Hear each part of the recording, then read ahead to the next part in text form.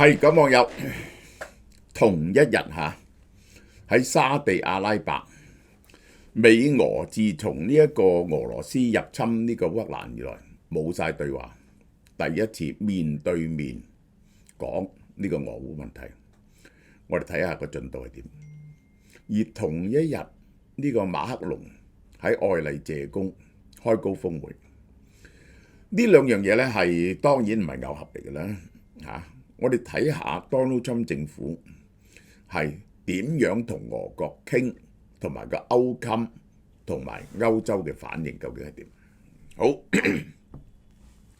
嗱，我而家趁呢段時間呢，我為大家做多少啲 service 呢啲書，如果你買咗嘅呢，就真係唔好意思啦，道歉。你未買嘅呢，由呢刻開始去買。我為你哋做多一樣嘢，就係你可以喺個書嗰度寫提名，個書屬係俾邊一個，寫你個名喺度，同埋寫一句説話喺度，唔好多過10個字。我親筆幫你寫下，限300本，每日做10本，夠數就截啦。唔該，你快啲寄嚟，呢個先到先得。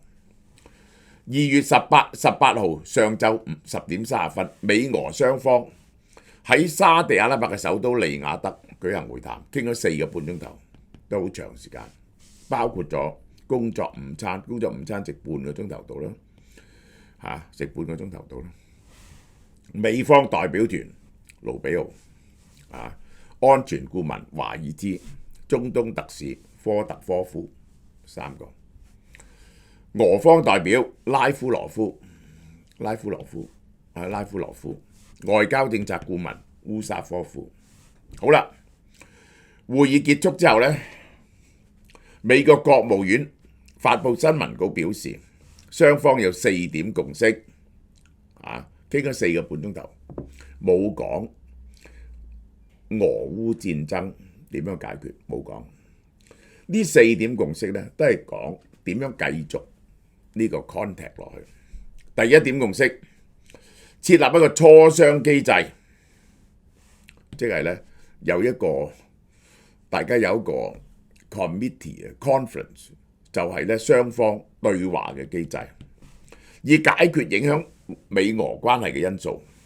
目標係使雙方外交使團運作正常化，因為已經斷絕晒，而家整一套磋商機制，慢慢恢復翻雙方嘅外交關係。嗱，呢個同拜登嘅方針係180度反轉咗。拜登係全力要將俄羅斯、將普京變咗世界國際關係入邊嘅賤民。而家咧，美國咧就同佢整到磋商機制，恢復正常關係嚇。呢個第一點。第二點，命各自嘅高級別團隊傾俄烏戰爭，一個工作小組。呢個工作小組呢，就係雙方不停係接觸啦，同埋同有關係嘅人、有利益關係嘅人、有 vested interest 嘅人咧去傾，要橋呢件事出嚟。呢個就係第一，就恢復正常關係；第二，橋俄烏戰爭；第三，今後喺共同地緣政治利益問題上合作，以及成功結束俄烏衝突所帶嚟嘅歷史性經濟同投資機遇鋪路。哇！呢個得意啊！美國同俄國有乜嘢共同地緣政治利益呢？即係咁樣。喂，所有政治利益呢，地緣政治利益都係衝突。最好笑啊！冇幾耐以前呢，就係呢個Donald Trump 係話要攞格蘭，因為要防中俄。但係其實咧，中國冇乜 presence 喺北極，為咗防備俄羅斯，就要佔領咗最多戰艦喺北極嘅就係俄羅斯，因為中國根本冇掂到北極噶嘛，係嘛？反而要食咗自己盟國嗰笪地方。而家唔係，而家雙方地緣政治上嘅合作點啊？雙方地緣政治合作係咪瓜分歐洲啊？還是係點樣？還是係美俄合作包圍中國呢？嗱，只係得2個可能性嘅啫。而且為俄烏衝突帶嚟嘅歷史性經濟同投資機遇鋪路。哇！打完仗發達啦呢次啊，係咪美國要投資好多錢去俄羅斯呢？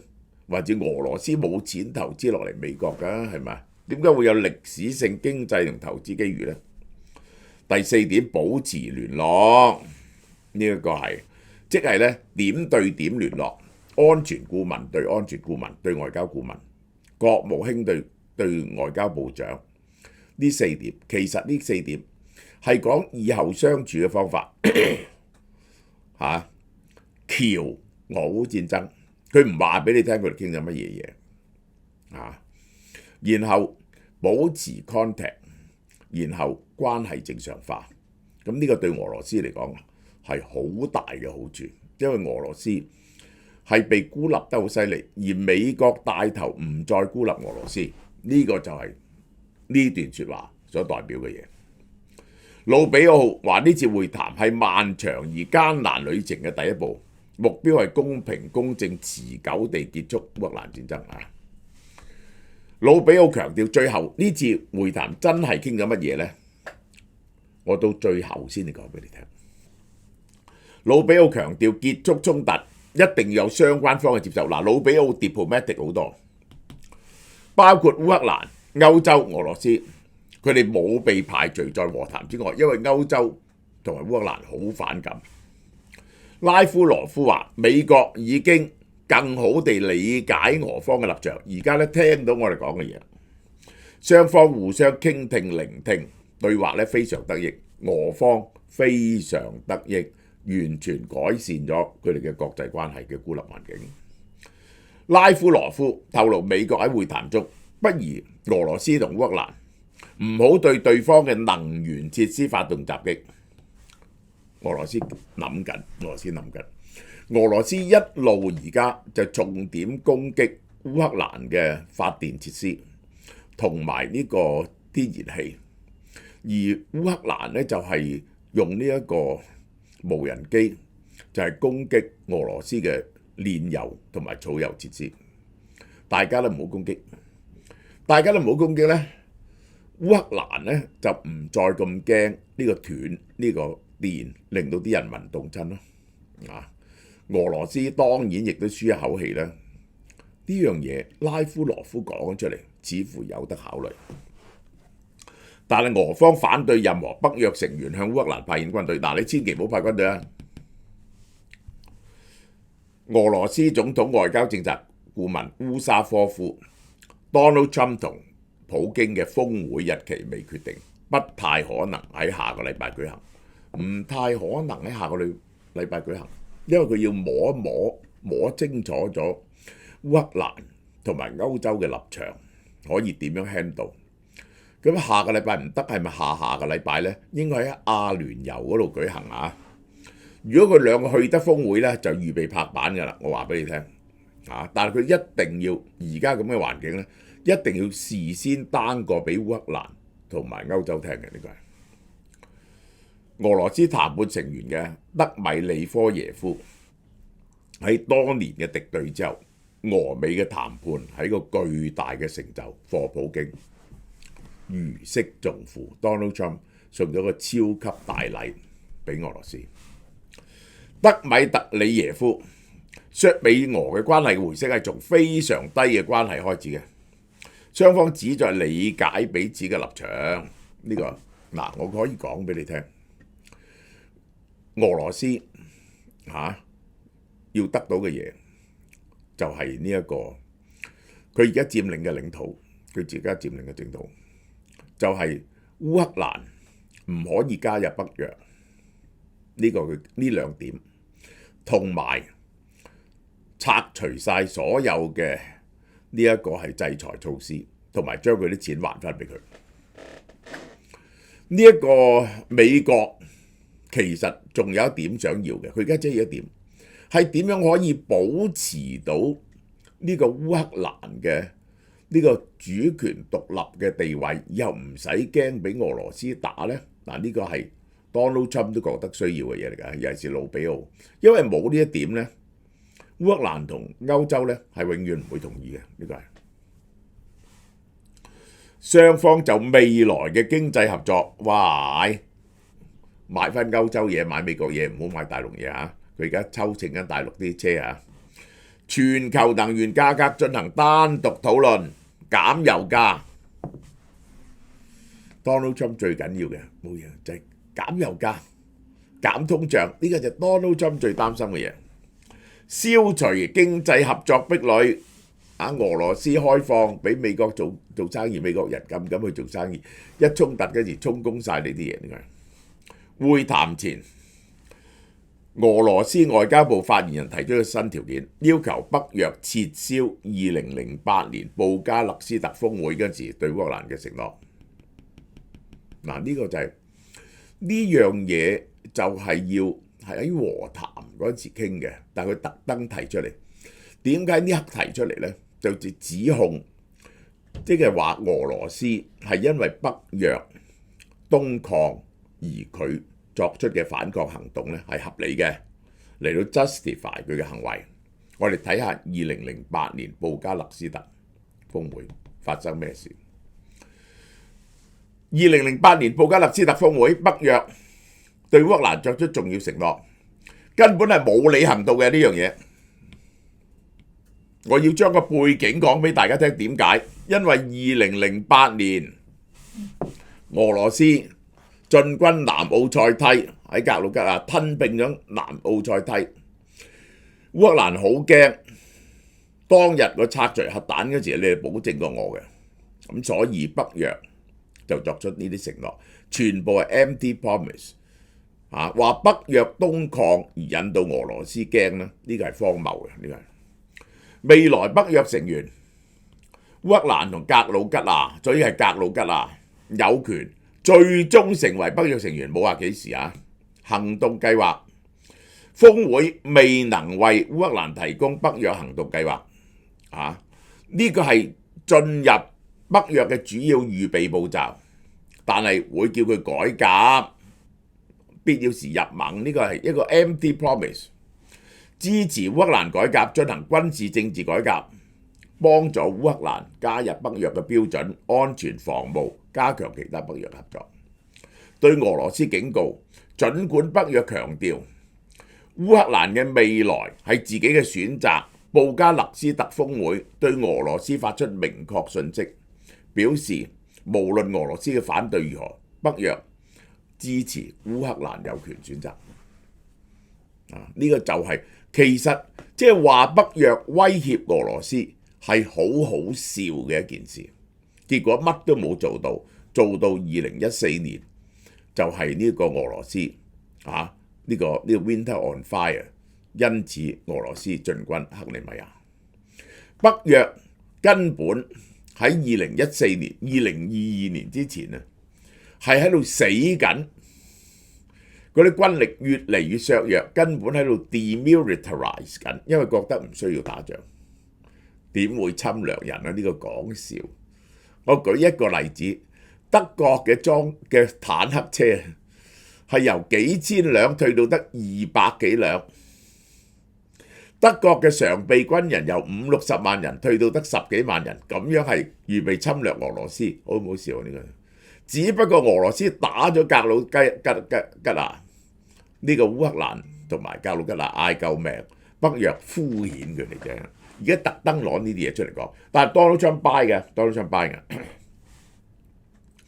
2017年，法國總統馬克龍喺巴黎舉行緊急會議，2月17號，係呢幾個人趕到嚟，英國、德國、意大利、波蘭、西班牙、荷蘭、丹麥。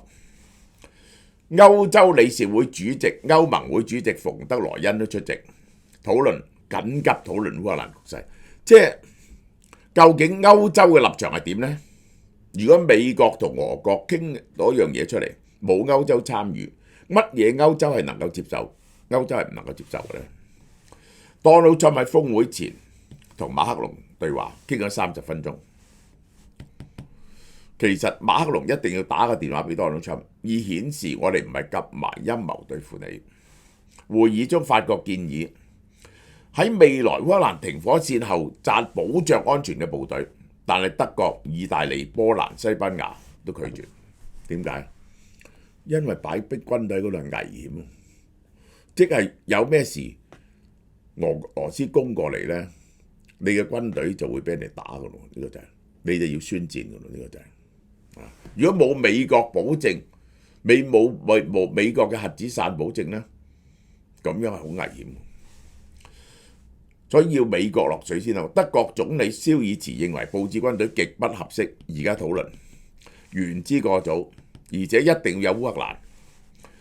施紀賢話可能派軍隊，但一定要有美國做後盾，美國保證安全先得。佢下個禮拜去華盛頓同 Donald Trump 講。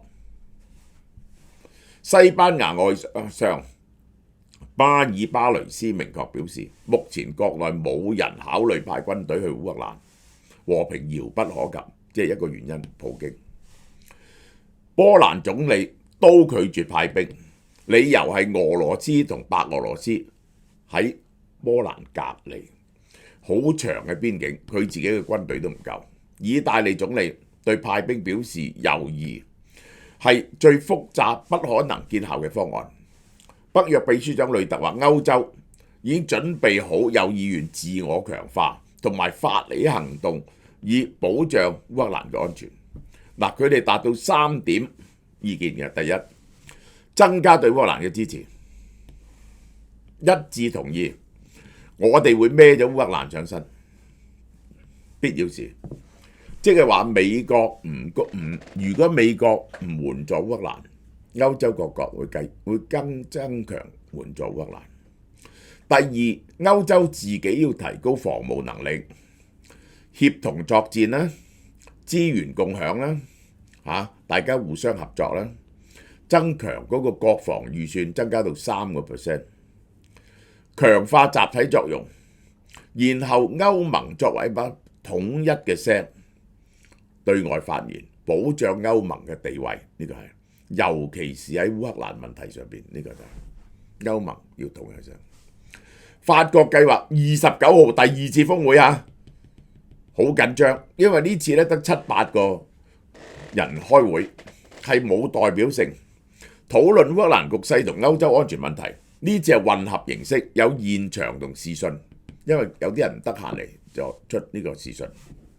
新增嘅國家挪威、加拿大喺度立陶宛、愛沙尼亞、拉脫維亞、捷克共和國、希臘、芬蘭、羅馬尼亞、瑞典、比利時，即係 form 咗歐盟嘅 majority。呢次會議係為咗補充2月17號未能夠參加巴黎嘅北約盟友。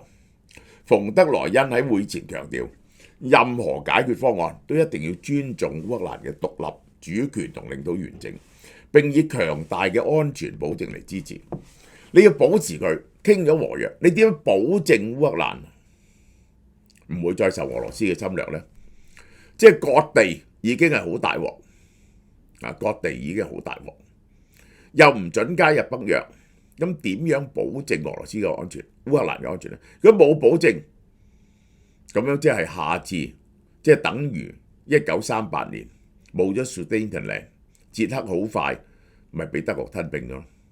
吞併咗捷克就輪到下一個國家噶咯。峰會係要形成一個統一嘅歐洲立場，以應對美國主導俄烏和平談判進程。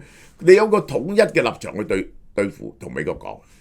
峰會特別強調點樣保證歐洲喺美俄談判中嘅發言權，同埋點樣保護歐洲嘅戰略利益。馮德萊恩話：唔係，我哋俾咗1300幾億美金，淨係歐盟。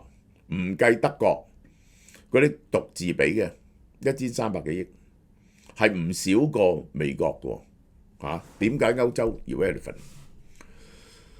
好啦，嗱，我解釋一下。據場外嘅消息，第一，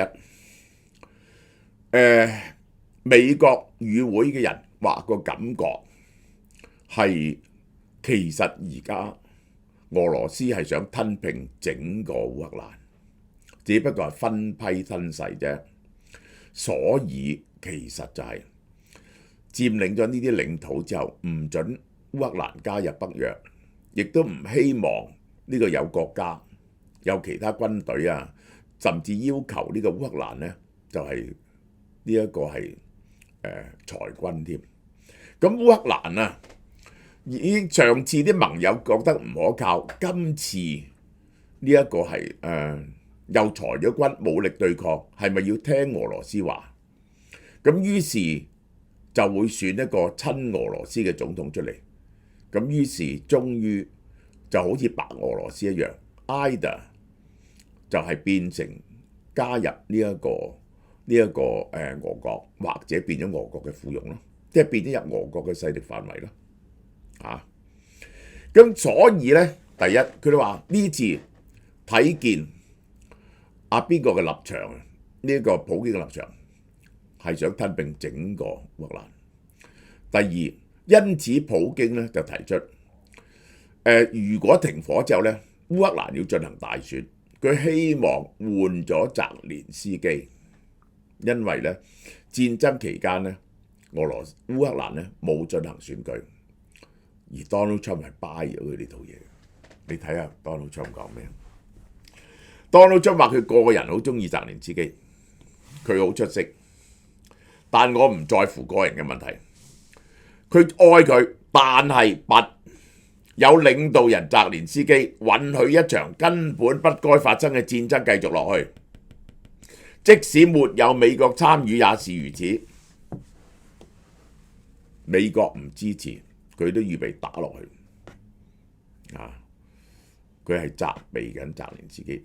佢話好，佢話中意澤連斯基嗰句係託詞，真正就喺度批評緊澤連斯基。而佢係 buy 咗普京講嘅嘢，話澤連斯基冇選舉，佢支持率即係得4%，呢個係亂噏。澤連斯基最新嘅最高嗰時92%，而家係52%。Donald Trump 係完全亂噏嘢嘅，好嘛？好，呢段講到呢度。好啦，嗱，我介紹呢一隻嘢嚇，我而家先介紹呢隻嘢俾大家考慮下先。呢一隻嘢咧，首先第一，佢又係 NMN 嚟嘅，但係佢呢隻 NMN 咧，係最新嘅科技，最重磅嘅。點解呢？佢係含有57,600個單位，57,600個單位，120粒，食4個月，120粒，每粒係幾多呢？400 mg NMN 喎，冇人有400 mg NMN。佢不但只係每一粒含有最多嘅 NMN， 而且個純度係最高，99.92%，最容易吸收，而且係韓國嘅極大廠 FormBio 出產，每粒400 mg NMN 喎，有 TMG 白藜蘆醇呢個就係，咁佢就係不計成本嘅，佢隻白藜蘆醇係來自何首烏嘅。比普通嗰啲來自莓類開心果咧好好多嘅，個 NMN 係最重嘅、最純嘅，呢個係白藜蘆醇同 NMN 係最近一齊出現嘅孖寶兩隻配合使用咧係好過單獨食 NMA 嘅，呢個係可以提高心臟同肌肉嘅 NAD+ 水平1.6倍及1.7倍。我啲嘢講俾用開啲人聽，佢就會知道，佢就會知道，仲要補充 TMG 嚟避免甲基不足嘅風險，所以其實係要用 TMG 去清除廢料嘅。TMG 咧控制血壓，研究包括1000幾個男性同女性，血清入邊 TMG 越高，血壓高嘅風險越低，緩解炎性反應，加強肌肉力量。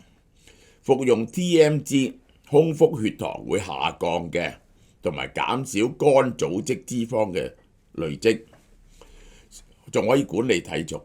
3樣嘢加埋已經犀利。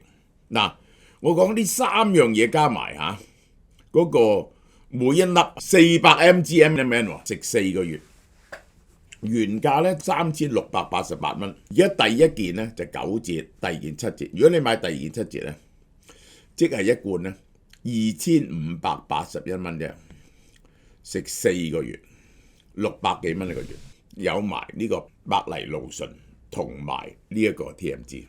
啊，呢就係特別重料嘅。